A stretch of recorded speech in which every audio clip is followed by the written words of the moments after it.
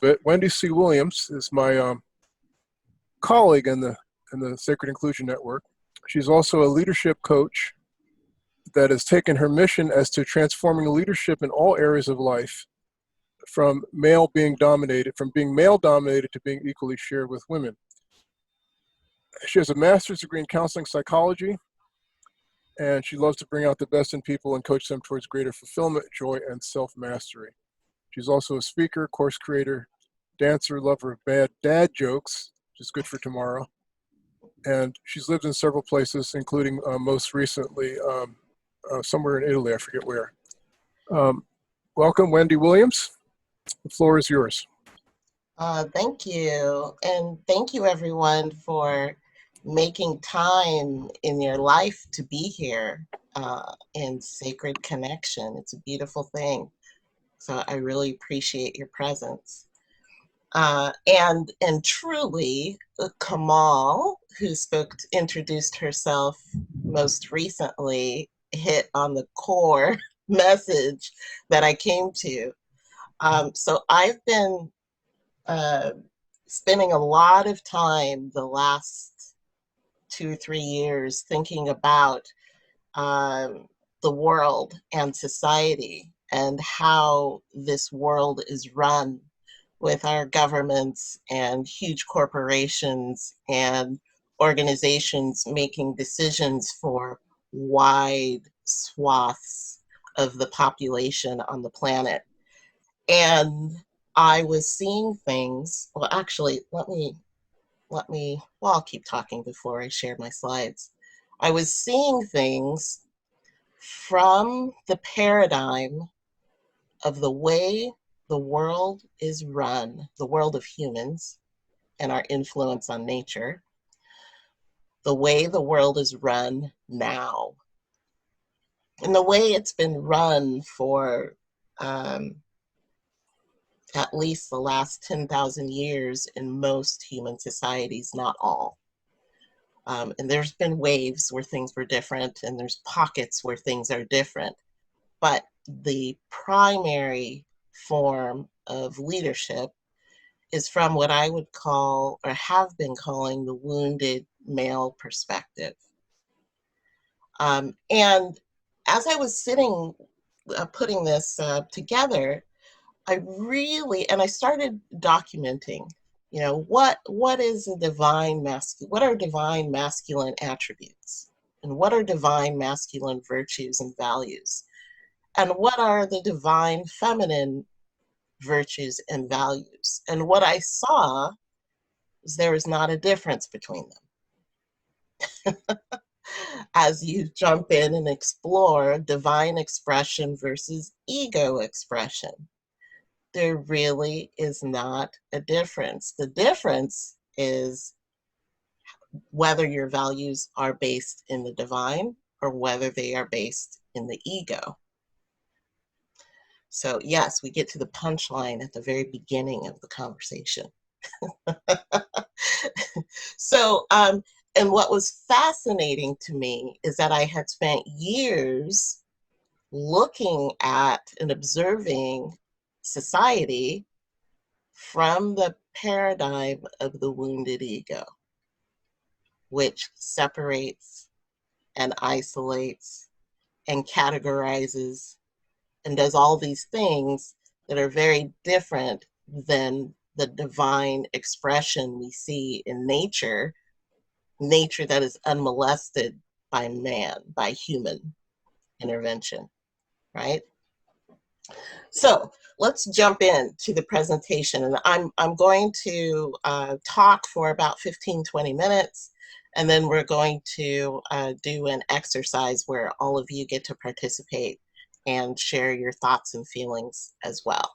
So let's jump in. I'm going to share my screen.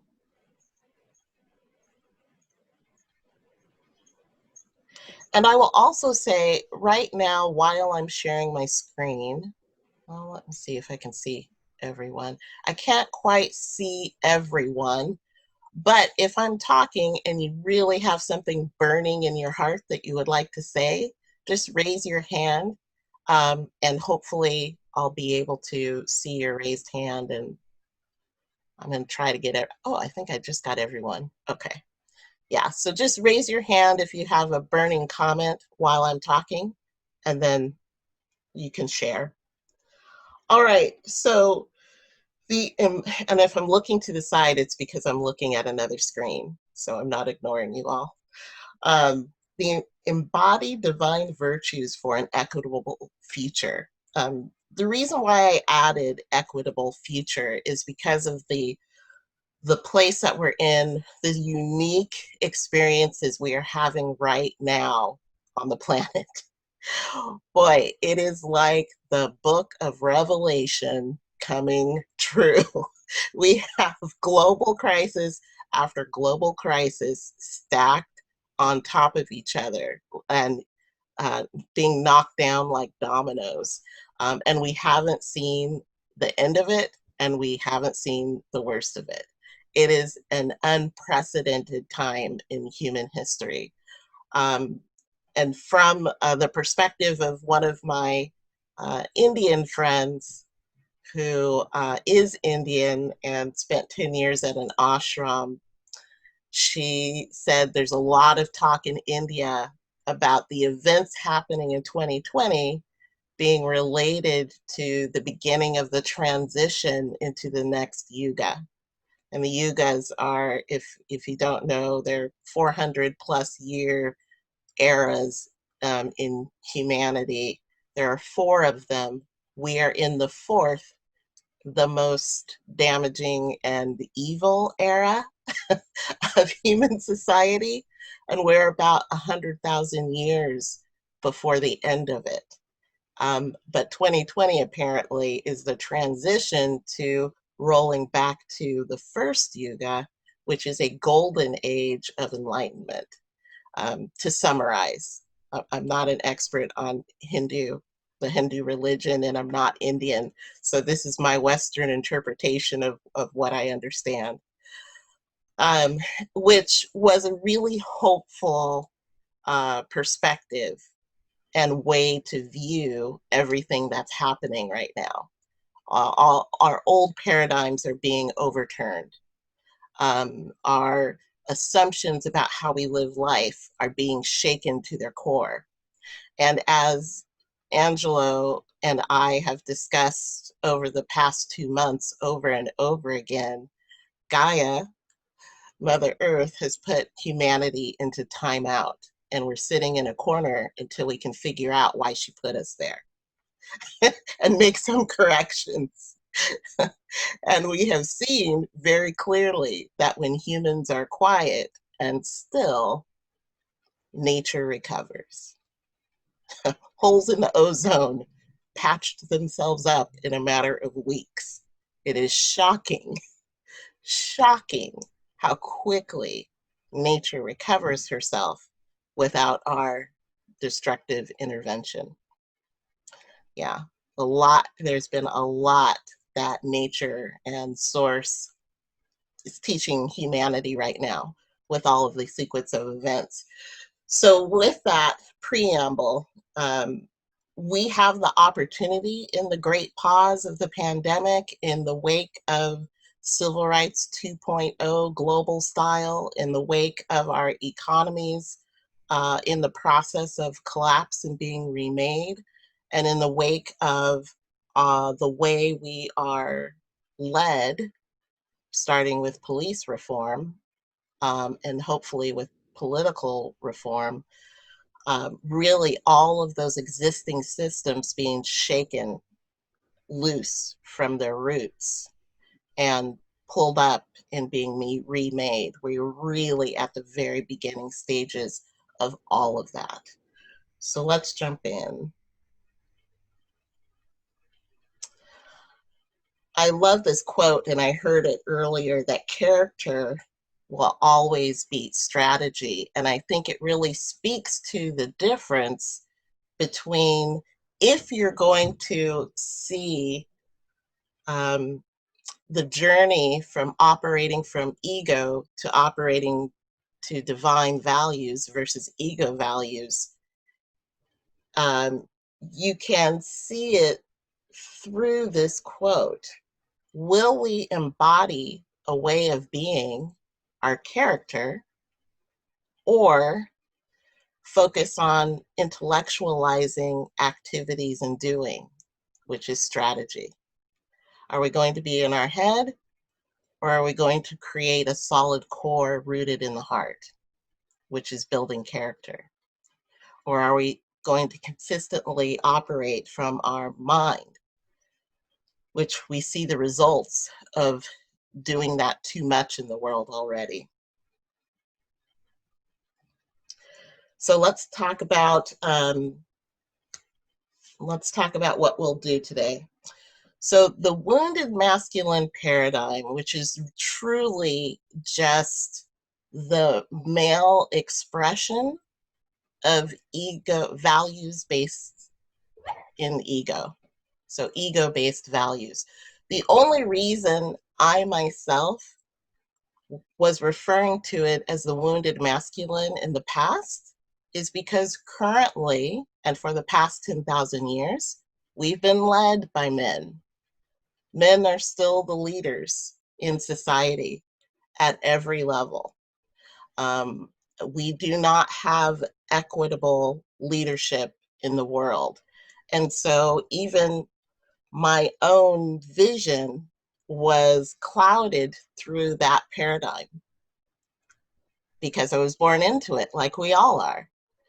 It's like the fish that's in the sea and doesn't know what water is because it's all around and it's always been in the water.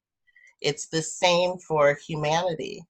For thousands and thousands of years, we have looked at society and related to each other from a paradigm that was ubiquitous. We really didn't have a whole lot of other options.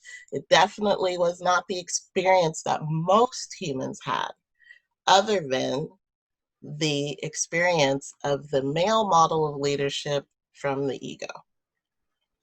We'll dive into that a little bit deeper. So it's all around us, like the water surrounds a fish in the sea. And because of that, much of the thinking from that perspective, from an ego values base, is unconscious and unexamined because it's expressed as if it is the way. It is often unquestioned. It is often not held accountable. And it is often never challenged because it's so ubiquitous. It's being challenged right now.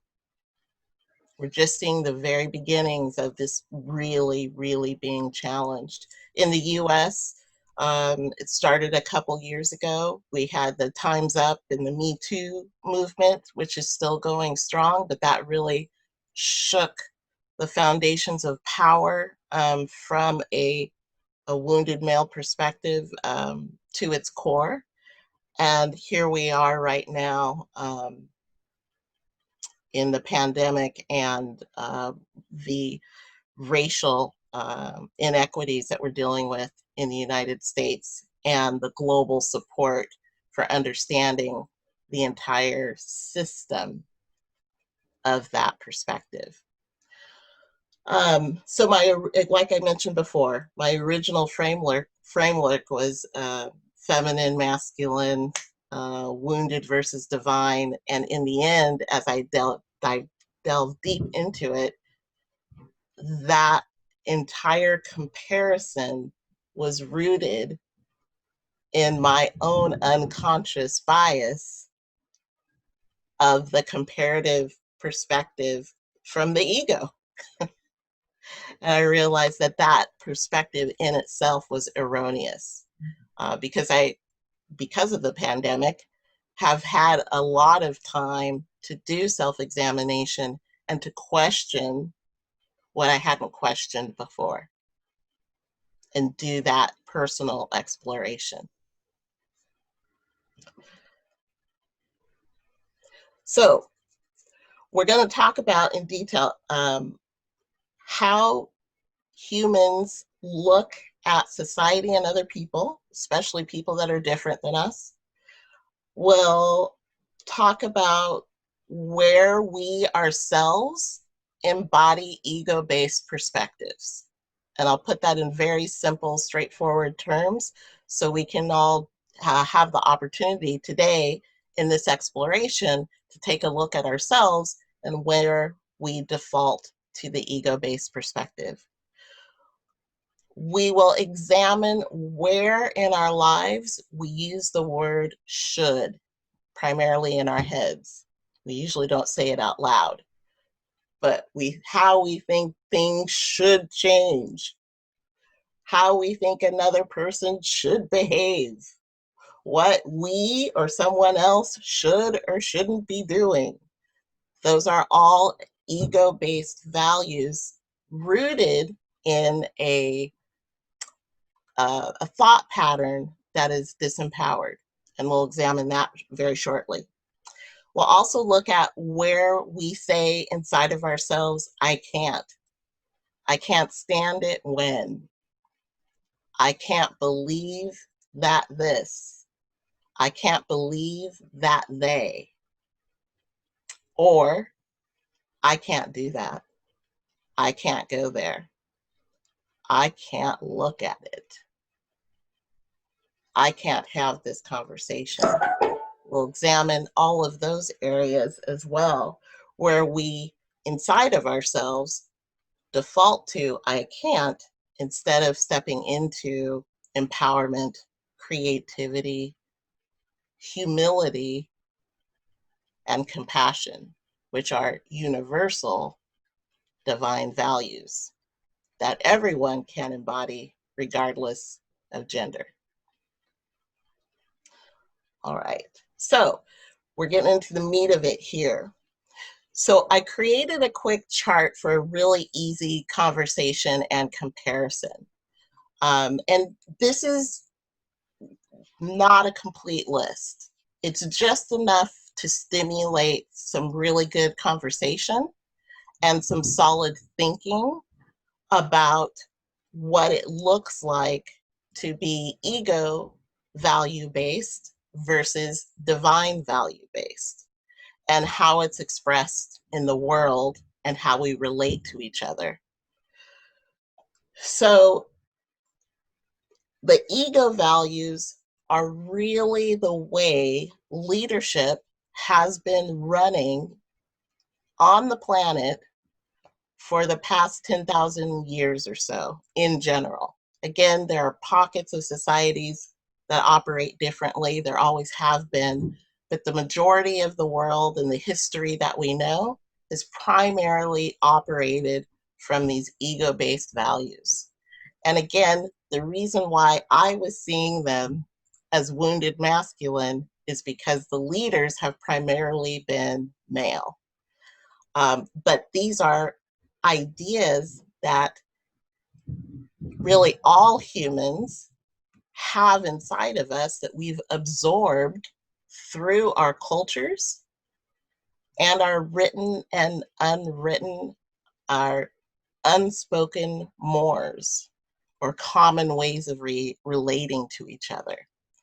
And these are things that we're literally born into, are often never discussed out loud, but we absorb the perspectives anyway. So competition, especially if you are from the United States and you are American, these values are very, very American, very, very capitalistic. So competition, there is a ton of competition, and it is an ego-based value, and it's rooted in the ego saying, I have to prove I am worthy, or I have to prove I am the best, or I have to prove I deserve XYZ. But it is a prove I am ego stance to stand in competition. The reality of competition on an economic level is it wastes time and money. It is the least efficient way to operate from the perspective of economy. And that is a perspective that is echoed by self-made billionaires, writing specifically on the economy. That competition wastes time and energy instead of being efficient with your time and energy and more productive. I could go into that quite a bit, but we don't have time for that right now. The opposite of that, the divine value, of course, is collaboration and working together to work more efficiently, and to get things done faster, more thoroughly. And that steps into the divine value of being connected. We are XYZ instead of the ego-based prove that I am XYZ. Win-lose versus win-win. I think all of you know that. You're people dedicated to spiritual and personal growth. I don't need to say a whole lot about that, except that it is possible to play a win-win game where most people believe it is not possible. And win-win needs to broaden the perspective. For instance, meaning that it's not always black and white. For instance, there's a video that went viral online where there was a special needs child that got onto, I think, a football team, and the child was in the middle of the game and all of a sudden got the ball. And the child wasn't exactly sure what to do. And the kids on the opposing team joined with the kids on the team with the special needs kid in kind of shepherding to make the goal. So in the blinder short view, the opposing team lost, right? There was a win and there was a loss. From the wider perspective, the competing team understood the value of granting this beautiful child this triumphant experience of being celebrated, which caused a win-win despite the obvious context of competition. So there's always a way, if you're creative enough and if you're rooted in your character based on divine values, there is always a possibility for win-win, even if the specific context from a narrow viewpoint doesn't look like a win-win situation. Does that make sense? There's always a way. Humans are infinitely creative, and it's easy to make creative decisions in the moment when you are focused on embodying values versus strategy. When you've taken the time to develop your character in alignment with divine values versus intellectualizing or rationalizing, like we've all been taught to do. Yeah, we've lost our way there with building character, especially in recent history in the United States. The third bullet down, growth at all costs versus being sustainable. That is the paradigm for modern day capitalism. Growth at all costs, regardless of who is harmed, how the earth is harmed, regardless of whether we take money from the base of people that feed the corporation the money back, literally shooting themselves in the foot in order to grow. A real great example of that is the pharmaceutical company that manufactures the EpiPen, and the board of directors wanting to continually raise the price of the EpiPen for people that are allergic and need it to survive, versus balancing that out to make sure that everyone that has that life-threatening affliction has access to a tool that can help them survive. And the CEO trying to figure out, am I going to care for the people or am I going to serve the unending greed and non-sustainable growth required by the board of directors, character versus strategy, ego, unsustainable growth at all cost versus being sustainable because you're rooted in the value of we are connected and we care for each other versus prove I am capable of having more and more and more and more and more, which is the ego-based value. So we see that it shows up everywhere. And when you start examining these ego-based values, you begin to, well, your mind could explode with the extrapolation of the layer upon layer upon layer of harm, literally done to billions because of these ego-based values in literally every area of life. And again, they're not male. They're ego-based, they're human-based. We simply see them expressed a lot because we have so many men in power.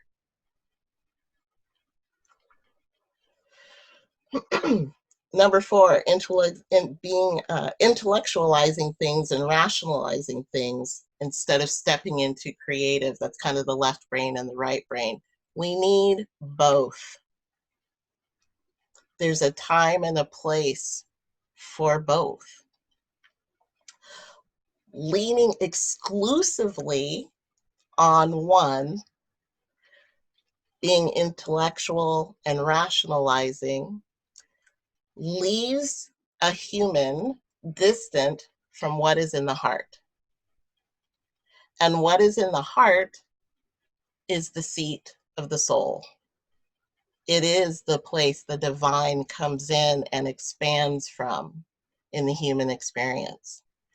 And so leaning exclusively on the intellect and the mind will leave a person, a human, and there are many men and women in this place, disconnected from the heart. And the knowing that we are connected, that there's always a way, instead of prove I am worthy of being listened to, prove I am highly educated, prove I am an authority. Again, not the exclusive domain of men. It's the way academia operates with all gender, intellectualizing and disconnecting from the heart. Being isolated versus being connected, systemic, and organic. You can tell the difference between allopathic medicine or the Western approach to medicine versus the Eastern approach to medicine. Again, this is a situation where both are necessary and should be implemented in certain circumstances. Leaning exclusively in one way is to the detriment of the other. There really needs to be a balance. Being inclusive versus exclusive. Being exclusive says there's not enough. And the reality is there are finite resources. There are finite resources that exist in our world. However, if we stand in the value of creativity, again, there's always a way to figure out how to get everyone's needs met. There really always is. And the bottom line is, between the divine values and the ego values, is building a foundation around victimhood, which says I am enough and I cannot, versus yes, I can. This conversation is difficult, but I can handle it. I'm feeling really backed up and my ego is having a reaction, but I can sit here and listen anyway. That's stepping fully into empowerment. And really the crux of my life mission is sharing with people that the true personal power comes from being rooted in your spirituality and your connection with your soul. And that actually requires, which a lot of spiritual people do not discuss, having a mature ego, an ego that is strong enough to stand in the character based on values that you choose to believe and that you choose to live by and act from. And again, that is this stepping out of the paradigm of competition and comparison and being holistic. We're human and we have egos for a reason. Leading with the ego has created a lot of disaster, but it doesn't mean we're not supposed to have one. Leading from your soul, from the divine, will allow you to embody the kind of values that every human naturally is drawn to and respects. Everyone loves being around a person who is comfortable in their own skin and has personal authority without the need to control others. Full control of themselves. We naturally respond and are drawn to those people. That requires a mature ego and being grounded and operating from and embodying divine virtue at the same time. If you don't have a mature enough ego to have a backbone and stand for your values, you can't express and live by the divine virtues. The combination, being holistic, is what is necessary for all of us to aspire to and to embody as much as possible in order for this world to be remade. It will require a tremendous amount of courage, to be a part of the transition from a world run by ego-based values to a world run by divine virtue.